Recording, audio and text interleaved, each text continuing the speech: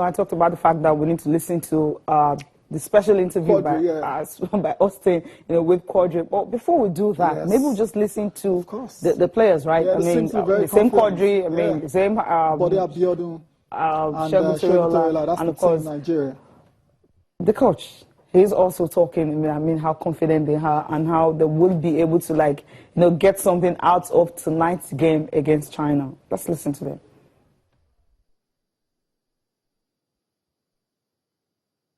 We don't want to play the Chinese in the, for the first round, but unfortunately the draws doesn't favor us. But that doesn't mean we have to give up. We did not give up. We still have confidence, and we believe anything can happen.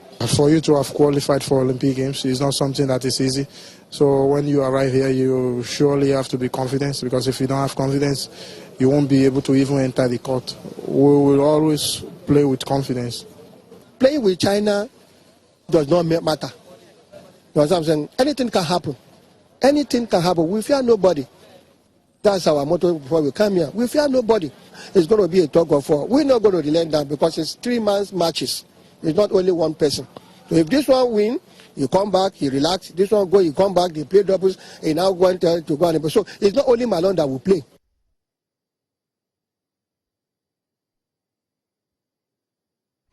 Well, it's like they're really, really ready. I mean, the optimism is actually oozing right now. I mean, that's how it goes on. You don't want to go into a competition, thinking you're going to lose. You have to go there believing you have what it takes and to win. That's the right attitude. But unfortunately, it might not just be enough for them to beat China. But like I said, they've got all the chances against the remaining group opponents. Okay, before Austin will join us on the program, now there's a special interview he did with Quadri on his exploits in Rio. I mean, he has made history right now. Everyone is talking about him.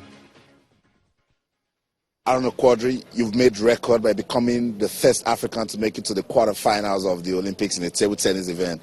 Talk to me about that experience. Firstly, I want to give thanks to Nigerian Table Tennis Federation for the second opportunity to be here. I'm also very happy to be here. To have qualified for the Olympic Games is not something that was so easy. I qualified from Nigeria before I qualified from Congo. And playing in Olympic Games is always something like a dream come true. To have qualified to quarterfinal, I must say very big thanks to my coaches, teammates like Toriola, player and team coach as well. They have really helped me a lot from Lagos until here. They kept supporting me during and before the game, and even after I lost, I still got some kind of words of motivation and encouragement from all of them. So I want to say thank you to all of them. Explain that moment when you defeated Timo Boll. How did you do it? I actually came here to enjoy myself. I was not really expecting to have qualified for quarterfinal. Many people were thinking that I would have lost easily in the second round against the defender, because I am not really used to playing defensive players. So after I won my first match against the defender, I had some kind of confidence that even I won against one kind of player that I really don't know how to play against. The second match was against Chinese Taipei Chuang Chu-wan. We should remember this February. I lost easily against him at the last German Open in Berlin City. It was an easy match for him. So I was like, let me just fight a little bit in order to improve on my last meeting against him, which ended 4-0. So I was like, let me win one set. But after I won the first set, I noticed something like nervousness in him. And I continued putting pressure and pressure. And the second set and third set. And finally, in the last set, he was almost like giving up. But I kept on focusing and concentrating until I won. I never played against Timo Boll before. But last year, I was invited into a tournament in Germany, a 7-day tournament. It was just for publicity. I played against him 5 times. It was like no chance. I lost 5 times, easily against him. But 2 days ago against him, I was like, I have nothing to lose. Even if I lose, I have nobody to blame me. So I was playing point to point with full concentration, but I noticed he was not really at his best. And just like I did against Chuan, I kept on putting a lot of power and pressure on him, and I was 3-0 up. I thought it was already late, but Timo came back strongly. He won the next 2 sets easily, 11-3, 11-7. And when it was 3-2, we were 6-6. I went 8-6 upward, and he leveled up again, 8-8. I was 9-8, and 9-9 he leveled up. 9-9 I had the advantage with my 2 services. When it was 2-9, I was just thinking about, is this going to be over for Timobo? Similarly, I was like, I'm not here to lose in round of 16. So I told my God, help me. You have been helping me since day one. Let me finish this match easily. So 10-9, if you could remember very well, I made an half-long service, and Timo put a lot of spin. I really did not know how I put control spin in this ball, which gave me the victory against Timobo. I'm very, very happy to win against Timobo. He has always been one of the players that I was looking the video in order to learn 1 or 2 things from him. Playing against Timobo is like a dream come true. Finally winning against Timobo is amazing. I really cannot explain how it went. Did you over-respect Malong in the quarterfinal? In the quarterfinal, I think I started almost the same way like the 3 previous matches. In practice and training, it was always with Oyebode, Alakoro, Nosiru Bello, and Shegun Toriola. And I have been playing according to their advice. So they told me in the first set that I have to be strong, putting pressure on him. But I was told to fight very well for the first set. But it was not as planned between 4 of us, I mean the 3 coaches and I. So in the first set, I was never nervous against Malong because I knew I had nothing to lose against him. I was just fighting in the first set. But if you could see very well, he came perfectly strong, mentally and physically, and he was with full of concentration. He was shouting heavily, just like I am world number 1 against him. So he gave no chance to me to play anything in the first set. I had nothing like chance of attacking, and without me playing my forehand stroke, it would be very, very difficult. I was never afraid against Malong because I knew I had nothing to lose.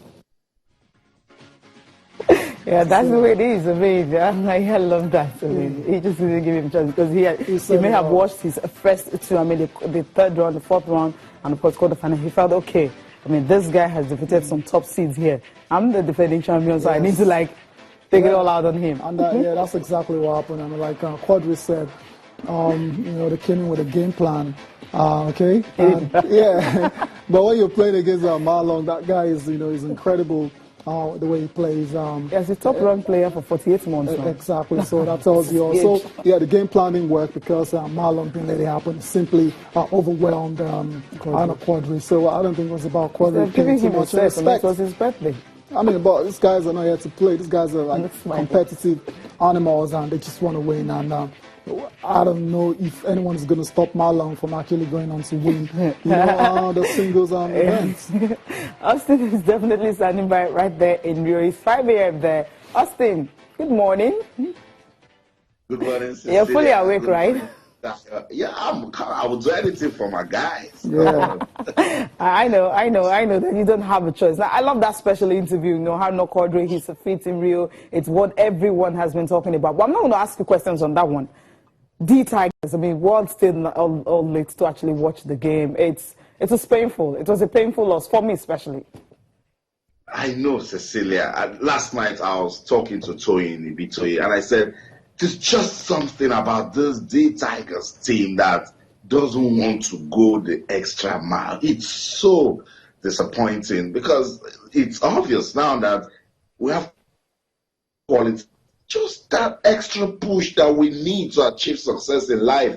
That team is not giving it to me. Lost the first quarter. When I was watching the game with people here, I said, it's good we've lost the first quarter. It's good so we can start fighting They were fantastic, phenomenal, outstanding in the second quarter, won the third quarter. Cecilia Tayo, how do you lose the fourth quarter?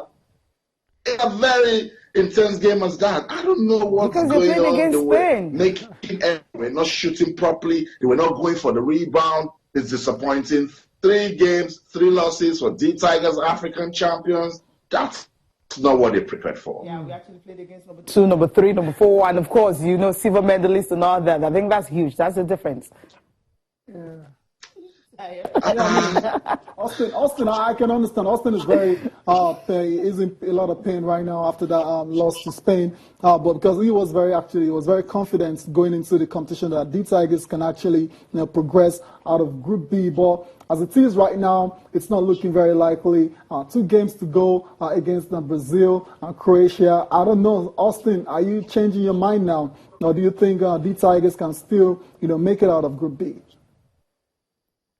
What's wrong with style? Look behind me. It says great Nigeria. I love my country. I can only stay optimistic. Look, there are a lot of lessons to learn from the Olympics. The world's best athletes are here. Yeah. Can something come out of Group B for D Tigers? Let's wait and see. Brazil also needs to win. Yes. Croatia is no pushover also. I know it's a good experience for them. I'll keep rooting for them. I hope they'll be able to make it, but it's very unlikely. But will we learn from this experience? That's the big question that the NBBF should start looking, towards now.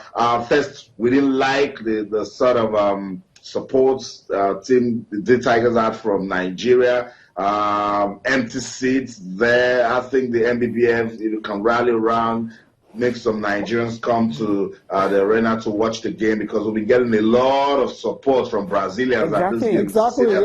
Yeah. They love us. They love us so much. The crowd that watched Aruna Quadri play against Malone is more than the crowd that watched the D Tigers. So it tells a lot that we need to learn something out of this experience, and hopefully I pray the NBBF does. Yeah, I think, I watched the game last night. I wasn't there on court and everything. I wasn't at the venue. You were there. But I saw so many, the spectators, almost all of them actually rooting for Nigerians. Okay, what you're saying is that we didn't have the Nigerians there in Rio, right?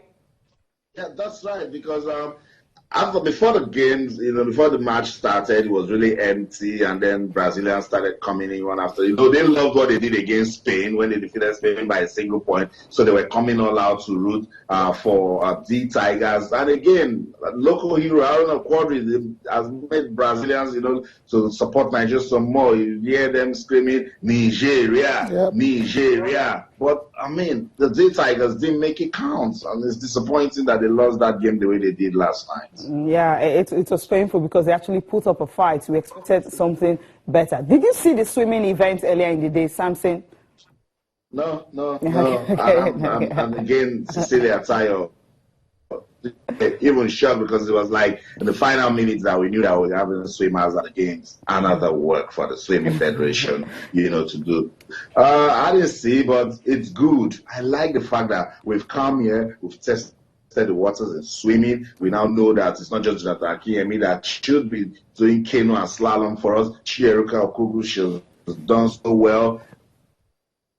After this, we should be a multi-sport nation. Why is South Africa, Tunisia, Egypt on the table? They are a multi-sports nation. We cannot be putting all our strength on just one sport. If we can bring the swimmer to the Olympics, then it means our swimming can go the extra mile. We do better with it. If we can have Chierika, gunning for top spots in 5th to 16th rankings, she's going to be competing in the semi C and D today. It means that we can do more for rowing in Nigeria.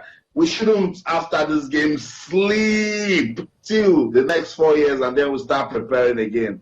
It's not good. Yeah, Austin, hopefully the authorities are listening and they will do the right thing. Back to swimming, Austin. I don't know, have you come across, have you met Michael Phelps yet? And that guy is incredible. 22 gold medals and counting now. Like, maybe you've met him, and do you want to tell us something we don't know, something we're not seeing from Nigeria? I agree with you, Tayo. I'm off to the Athletes Village this morning. I'm just going to stay right there, hoping that Michael Phelps will walk by, and I will do all that I can in this world to say, tell me what makes you so phenomenal. Tayo Cecilia is an outstanding athlete. Michael Phelps has won more medals than most of the countries that have ever featured at the Olympics. Okay, you hold it right there. You know, we need to go on a break now. Maybe we'll get back to your Michael Phelps, but just hold it right there.